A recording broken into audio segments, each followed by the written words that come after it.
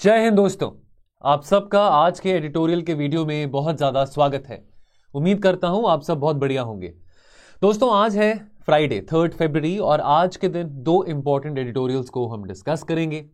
एक article Hindustan times में आया है, यहां पे बात करेंगे initiative for critical and emerging technologies के बारे, जो कि भारत और अमेरिका के टाइज को, संबंध को और स्ट्रेंथन करने की बात कर रहा है, खास करके टेक्नोलॉजिकल टाइज को।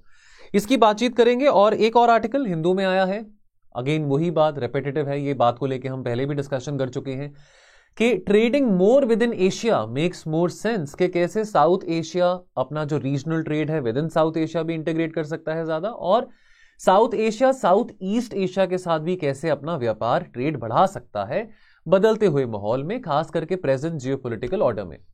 And question of the day जो होगा that will be towards the end of the video, जैसे कि आप सब जानते ही हैं। बाकी थोड़ा आप ये कोर्सेज के बारे में आपको मैं बताना चाहता हूं, ये इन्फॉर्मेशन आप पढ़ सकते हैं।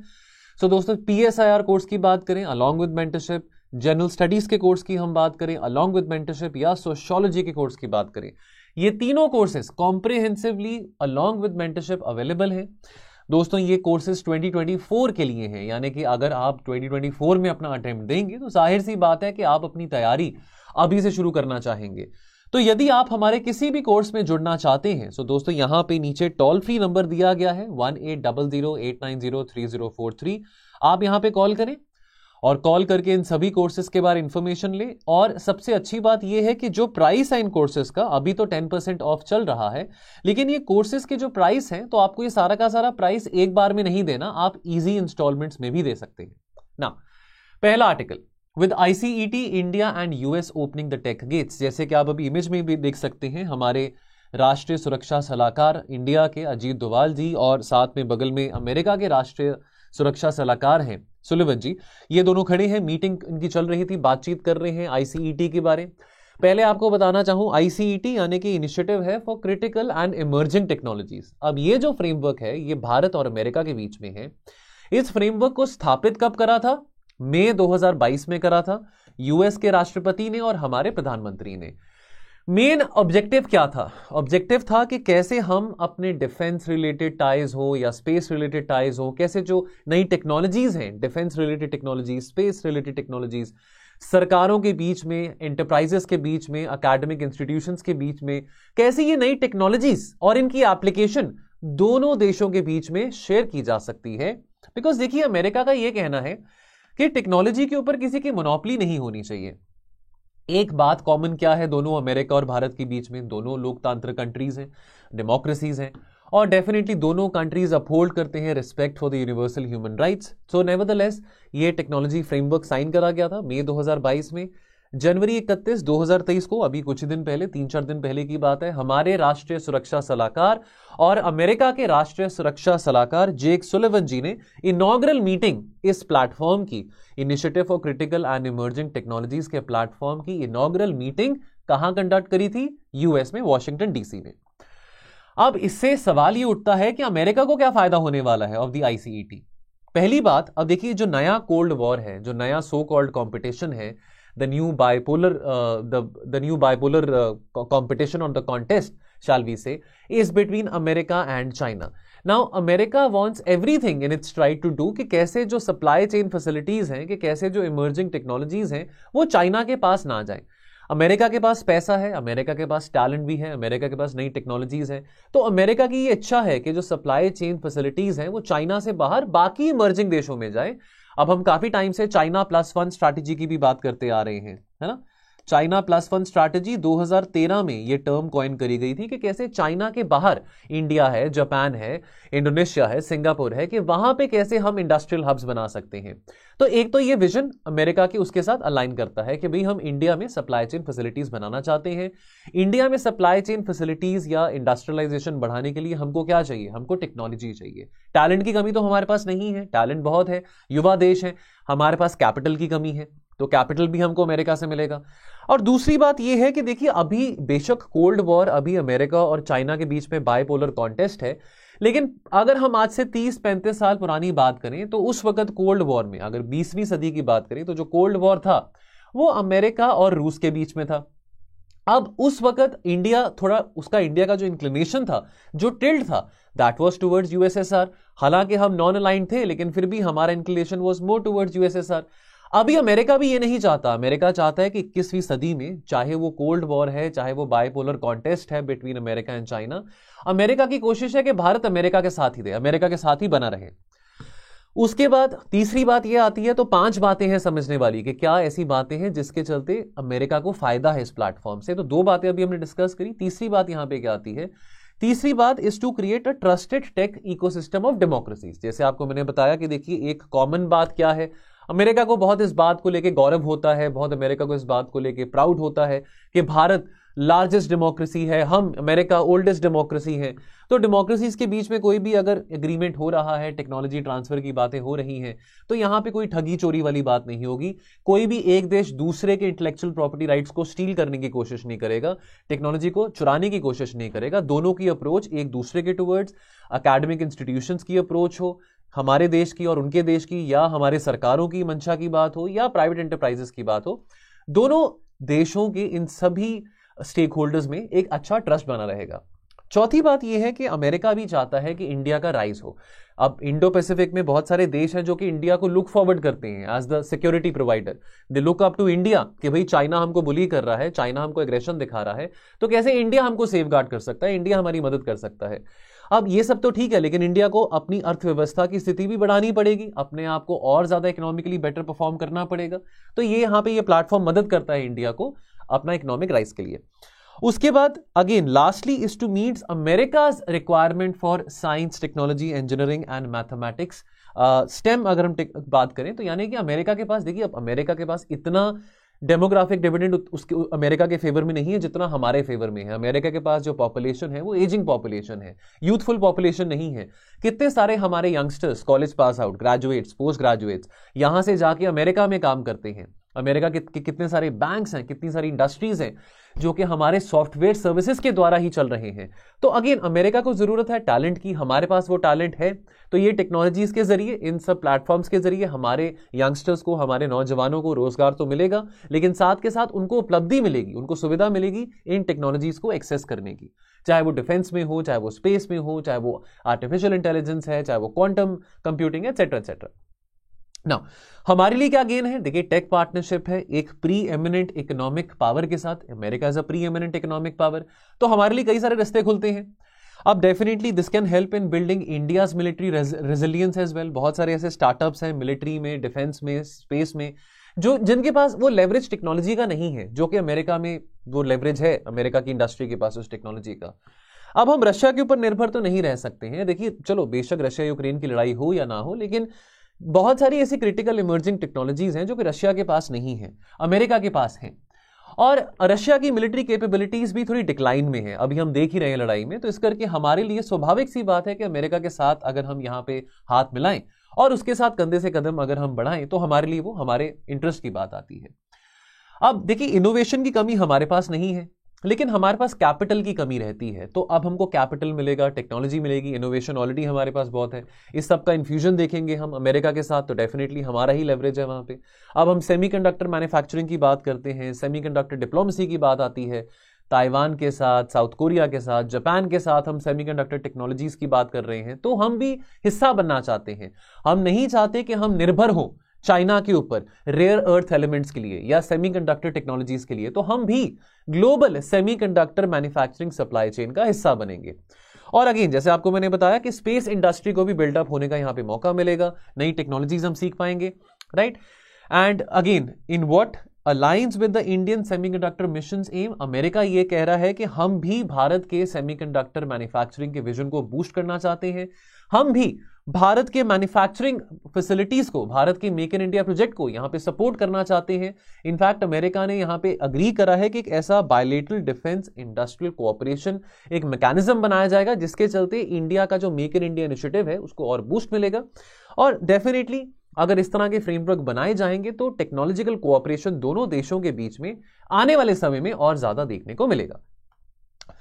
And definitely there's a big role for the private sector, especially for the startup sector. Private sector जो है एक बहुत enabling role play करेगा इस particular platform में, Initiative for Critical and Emerging Technologies में। Right, indeed, a lot of this American and Indian signaling is to the commercial actors in both the countries. अब देखिए यहां पे एक बात समझने को है, जैसे हमारी जो नेशनल सिक्योरिटी काउंसिल है, अब हमारी नेशनल सिक्योरिटी काउंसिल जो हाईएस्ट एडवाइजरी बॉडी होती है टू द प्राइम मिनिस्टर, कोई ऐसे इंपॉर्टेंट सिक्योरिटी मैटर्स हो, इंपॉर्टेंट डिफेंस रिलेटेड मैटर्स हो, तो नेशनल सिक्योरिटी काउंसिल ऐसे जो फैसले हैं प्रधानमंत्री जी को सुझाव देते हैं और प्रधानमंत्री जो अकॉर्डिंगली उन सुझावों को सुन के, उन सजेशंस को सुन के वो एक्शन लेते हैं। इंटरेस्टिंग बात यह है कि अब जहां पे भारत और अमेरिका के इस इनिशिएटिव की बात आ रही है, तो नेशनल सिक्योरिटी काउंसिल में हम प्राइवेट सेक्टर पार्टिसिपेशन भी देखेंगे, यानी कि नेशनल सिक्योरिटी काउंसिल के अंदर हम देखेंगे जो एंटरप्राइजेस हैं, जो बिजनेस डेलीगेशंस हैं, वो भी पार्टिसिपेट करेंगे और वो भी एक दूसरे की सरकारों को मदद करेंगे फैसले लेने के लिए। तो डेफिनेटली ये जो प्लेटफॉर्म है, ये ICET, ये प्राइवेट सेक्टर के लिए बहुत बड़ा एक दरवाजे यहाँ पे खुलते हैं, बहुत ज्यादा यहाँ पे गेट्स खुलते हैं कि कैसे वो भी अपना योगदान दिखा सकते हैं और कैसे वो भी सीख सकते हैं अमेरिका के बिजनेसेस से, अमेरिका की टेक्नोलॉजी से। ओके, अगला article, trading more with in Asia makes economic sense. बिल्कुल, ये बात हम काफी बार डिस्कस कर चुके हैं। इनफैक्ट मैंने बहुत बार ये बात कही होगी अपने बहुत सारे लेक्चर्स में। It is much cheaper to trade with Brazil as compare to trading with Pakistan. Now हमने इन द रीसेंट पास्ट ये जरूर डिस्कस किया है that with in south Asia regional integration बहुत ज्यादा बढ़ाया जा सकता है, economic integration. Framework south Asia free trade agreement का हो या बिम्स्टेक फ्री ट्रेड अग्रीमेंट की बात हो, ये फ्रेमवर्क हम 2004 में ऑलरेडी सेटअप कर चुके हैं। आज लेकिन सोचने वाली बात है कि 20 साल होने को आ गए हैं, साउथ एशिया में तो रीजनल इकोनॉमिक इंटीग्रेशन ज्यादा है ही, बल्कि है ही नहीं। लेकिन सवाल यहां पे ये आता है कि क्या साउथ एशिया का साउथ ईस्ट एशिया के साथ इकोनॉमिक इंटीग्रेशन है कि नहीं, वो हमारे सामने एक चिंता का विषय बनता है। अभी देखिए IMF की वार्निंग्स आई हैं। अभी IMF ने रिसेंटली ये भी कहा था, कुछ दिन पहले की बात है, कि 1/3 of the global economy will be in recession in 2023। IMF का ये भी कहना है कि जो ग्लोबल ट्रेड है that would slow down from 5.5% in 2022 to almost 2.5% in 2023। तो काफी ज्यादा चैलेंजेस हैं। अभी बहुत सारी कंट्रीज की रिकवरी हो रही है पैंडेमिक के बाद, अभी भी कमोडिटीज में बहुत वोलेटिलिटी बनी हुई है। फूड प्राइसेस हो, इन्फ्लेशन की बात करें, फ्यूल प्राइसेस की बात करें, और अब ये लड़ाई के चलते भी, रशिया यूक्रेन लड़ाई के चलते भी और भी ऐसे बहुत सारे मुद्दे बन चुके हैं। इन्फ्लेशन है, रिसेशन है, तो ये सब मुद्दे बहुत ज्यादा ऑब्स्टिकल डालेंगे कि ग्लोबल ट्रेड ज्यादा बढ़ नहीं पाएगा। तो इस सिनेरियो में ये सजेशन दिया गया है कि कैसे साउथ एशिया, देखिए अभी आपके सामने कल बजट आया है, इकोनॉमिक सर्वे आया है, कितनी सारी रिपोर्ट्स में, कितनी सारी पब्लिकेशंस में ये बात तो जरूर सिद्ध हुई है कि देखिए पूरी दुनिया में बेशक अभी ग्लूमी एटमॉस्फेयर है, बहुत अभी अच्छा सिचुएशन नहीं है, इन्फ्लेशन है, रिसेशन है, लेकिन भारत में फिर भी पोटेंशियल है कि भारत 6.5 से 7% इकोनॉमिक ग्रोथ कर सकता है। तो साउथ एशिया में अभी देखिए पाकिस्तान में क्या स्थिति है, बांग्लादेश में देखिए, श्रीलंका में देखिए, साउथ एशिया में हर जगह क्राइसिस है ना। तो अब लेकिन India has a bright spot, India का यहां पे एक एक्सेप्शन है। तो हमको कोशिश करनी है कि कैसे साउथ एशिया को इस ग्लूमी एटमॉस्फेयर में भी हम कैसे रिजिलियंट बन सकते हैं इन दिस इकोनॉमिक ग्रोथ। तो एक रीसेंट पेपर पब्लिश किया गया था IMF में, South Asia's path to resilient growth, जहां पे ये डिस्कस करा गया है कि कैसे साउथ एशिया और ज्यादा ट्रेड कर सकता है और करना भी चाहिए विद ईस्ट एशिया। 1990 से, आपको याद होगा नरसिम्हा राव जी ने 1990s में, अर्ली 1991 के बाद की ही बात है, लिबरलाइजेशन, प्राइवेटाइजेशन, ग्लोबलाइजेशन जब आया था, तो नरसिम्हा राव जी ने लुक ईस्ट पॉलिसी डिजाइन करी थी कि हम ईस्ट एशियन इकोनॉमीज के साथ ज्यादा ट्रेड करना चाहेंगे। अब मोदी जी ने 2014 में उसी को एक्ट ईस्ट पॉलिसी का नाम दिया, है ना। तो 90 से हम देख रहे हैं कि साउथ एशिया और ईस्ट एशिया के बीच में जो ट्रेड लिंकेजेस हैं वो बढ़ रहे हैं। In fact you must know when we talking about East Asia, ASEAN और इंडिया का फ्री ट्रेड अग्रीमेंट भी है, लेकिन उसके बावजूद भी इतना ज्यादा, अगर हम ग्राउंड रियलिटी की बात करें, फिर भी इतना हम वो ट्रेड को कंसोलिडेट नहीं कर पा रहे हैं। यानी कि 1990 से लेकर 2018 के बीच में, यानी कि इस 28-29 साल के पीरियड के बीच में हमने कितना ट्रेड ग्रो करा है, 10% पर एनम हमने ट्रेड ग्रो करा है विद ईस्ट एशिया, लेकिन पोटेंशियल अभी भी बहुत ज्यादा है। तो जहां पे पिछले इतने सालों में ट्रेड साउथ एशिया और ईस्ट एशिया के बीच में लगभग $300 बिलियन से ज्यादा हुआ है, पोटेंशियल आज यहां पे $500 बिलियन से भी ज्यादा का है। अभी हम साउथ एशिया में और साउथ ईस्ट एशिया में थोड़े से कपल ऑफ हम FTAs की बात कर रहे हैं, फ्री ट्रेड एग्रीमेंट्स की बात हो रही है, लेकिन फ्रेमवर्क तो बिम्स्टेक का भी बना हुआ है, बिम्स्टेक FTA का 2004 से बना हुआ है, south Asian free trade agreement का भी फ्रेमवर्क बना हुआ है, लेकिन ज्यादा उसको एनहांस नहीं कर पाए हैं। जहां पे भारत अपना फ्री ट्रेड एग्रीमेंट यूएई के साथ एक्सप्लोर कर रहा है। इनफैक्ट यूएई के साथ हमारा एफटीए बन चुका है, ऑस्ट्रेलिया के साथ बन चुका है, हम ईयू के साथ, यूके के साथ, इजराइल के साथ ये फ्री ट्रेड एग्रीमेंट्स अगर एक्सप्लोर कर रहे हैं, so what is stopping India, rather what is stopping south Asia from exploring such regional free trade agreements with the East Asian world, with the East Asian part of the world? So regional trade जो है वो recover होना शुरू हो चुका है, Covid pandemic के बाद रिकवरी हो रही है, तो ये अच्छा मौका है हमारा साउथ एशिया का रीजनल ट्रेड जो है साउथ ईस्ट एशिया के साथ बढ़ाने का। नाउ रीजनल ट्रेड इंटीग्रेशन जो है across Asia, this can be encouraged by reducing the barrier. Custom duties को रिड्यूस करना बहुत ज्यादा जरूरी है। इंपोर्ट टैरिफ्स बहुत ज्यादा हाई होते हैं। इनफैक्ट बहुत सारी रिपोर्ट आईएमएफ के द्वारा यह बताती है कि एक चीज जो हमको रोक रही है ज्यादा ट्रेड करने के लिए रीजनली, वो हमारे हाई कस्टम ड्यूटीज हैं। और इतने हाई कस्टम ड्यूटीज हैं कि ट्रेड से इतना रेवेन्यू नहीं होता, लेकिन इतने ज्यादा कस्टम ड्यूटी से, इतने बड़े बड़े इंपोर्ट टैरिफ से हमारा जो टैक्स जो इकट्ठा हो रहा है वो बहुत ज्यादा इकट्ठा हो रहा है। इतना तो वॉल्यूम ऑफ ट्रेड नहीं हो रहा जितना हम टैक्स इकट्ठा कर रहे हैं हाई ड्यूटीज इंपोज करके। फिर एक बात करी गई है स्पेशल इकोनॉमिक जोन्स के ऊपर एम्फसाइज करने के लिए। अब स्पेशल इकोनॉमिक जोन्स के ऊपर एम्फसाइज करेंगे, उससे डेफिनेटली हमारे गुड्स एंड सर्विसेज में जो एक्सपोर्ट्स हैं वो और मैक्सिमाइज हो सकते हैं। साउथ एशिया में 600 से ज्यादा स्पेशल इकोनॉमिक जोन्स हैं, तो चाहे वो कोची में हो, चाहे वो ग्वादर में हो, चाहे वो बांग्लादेश में हो, चाहे वो हैम्बनतोता की बात करें श्रीलंका में। लेकिन हैरानगी की बात है कि ये जो स्पेशल इकोनॉमिक जोन्स हैं, they have a variable record in terms of exports, और इतना जॉब क्रिएशन नहीं हो पा रहा। तो क्या करना चाहिए स्पेशल इकोनॉमिक जोन को थोड़ा इंप्रूव करने के लिए? पहली बात तो पॉलिटिकल स्टेबिलिटी बहुत ज्यादा जरूरी है साउथ एशिया में specially. Now you can see Pakistan, Myanmar में कितनी ज्यादा पॉलिटिकल इंस्टेबिलिटी है। तो पॉलिटिकल स्टेबिलिटी और मैक्रो इकोनॉमिक स्टेबिलिटी लेके आना बहुत जरूरी है। साउथ एशिया में भारत को छोड़ के वो भी कहीं भी देखने को नहीं मिलेगी हमको, to an extend in Bangladesh, but और कहीं भी देखने को हमको नहीं मिलेगी। And then of course it is very important to adopt good regulatory policies towards investors के कैसे facilitative policies हो सकती हैं कि investors को भी डर ना लगे पैसा इन्वेस्ट करने से पहले। तो इन्वेस्टर्स भी स्टेबिलिटी का माहौल देखेंगे ना, ये तो नहीं देखेंगे कि अब अफगानिस्तान में इन्वेस्ट करना है या पाकिस्तान में इन्वेस्ट करना है, वहां पे आतंकवाद का माहौल है। तो स्टेबिलिटी आना भी साउथ एशिया में बहुत ज्यादा जरूरी है। And then of course providing reliable electricity, and I would say green electricity, green energy बहुत ज्यादा जरूरी है, ग्रीन एनर्जी ट्रांजिशन यहां पे लेके आना। And of course 5G broadband services अब रोल आउट हो रही हैं, तो 5G ब्रॉडबैंड सर्विसेज अगर होंगी यूनिफॉर्मली अक्रॉस साउथ एशिया, तो definitely that would attract a lot of industry as well, and simultaneously you have to upgrade the worker skills also. तो 5G connectivity specially special economic zones में होना बहुत ज्यादा जरूरी है। बाकी जगह पे हो ना हो, लेकिन SEZs में होना बहुत ज्यादा जरूरी है। अब अगेन रीजनल FTAs की बात जहां पे आती है, तो यहां पे कॉलमनिस्ट ने एक सजेशन दिया है, वो ये है कि अगर हम रीजनल कॉम्प्रिहेंसिव इकोनॉमिक पार्टनरशिप, देखिए वैसे तो India had backed out of the RCEP इन 2019। अब आपको ये पता हो कि RCEP में टोटल 15 देश हैं, एक तो 10 एशियान देश हैं और साथ के साथ 5 एशियान के फ्री ट्रेड अग्रीमेंट पार्टनर्स हैं। इंडिया भी एशियान का फ्री ट्रेड अग्रीमेंट पार्टनर है, लेकिन इंडिया इस अग्रीमेंट में नहीं है। RCEP की नेगोशिएशन जो है 2012 से शुरू हुई थी। RCEP कब आया है इनटू फोर्स? 1 जनवरी 2020 से।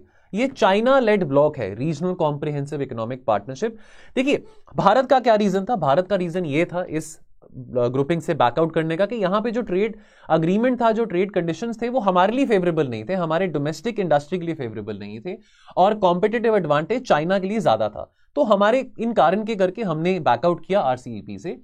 लेकिन कॉलमनिस्ट ये कह रहे हैं कि अगर हम RCEP को ज्वाइन करते हैं तो एक रीजनल इंटीग्रेशन फ्रेमवर्क बन सकता है साउथ एशिया और ईस्ट एशिया के बीच में, और हो सकता है इंडिया के ज्वाइन करने से, अगेन मैं ये सजेस्ट नहीं कर रहा हूं कि इंडिया को ज्वाइन करना चाहिए, मैं कॉलमनिस्ट की बात कर रहा हूं कि इंडिया के ज्वाइन करने से जो बाकी साउथ एशियन देश हैं वो भी शायद RCEP में हिस्सा ले सकते हैं, बिकॉज FOMO यानी कि फियर ऑफ मिसिंग आउट वाली बात हो जाती है कि भारत आ गया इस RCEP में, हम क्यों नहीं आ पा रहे हैं।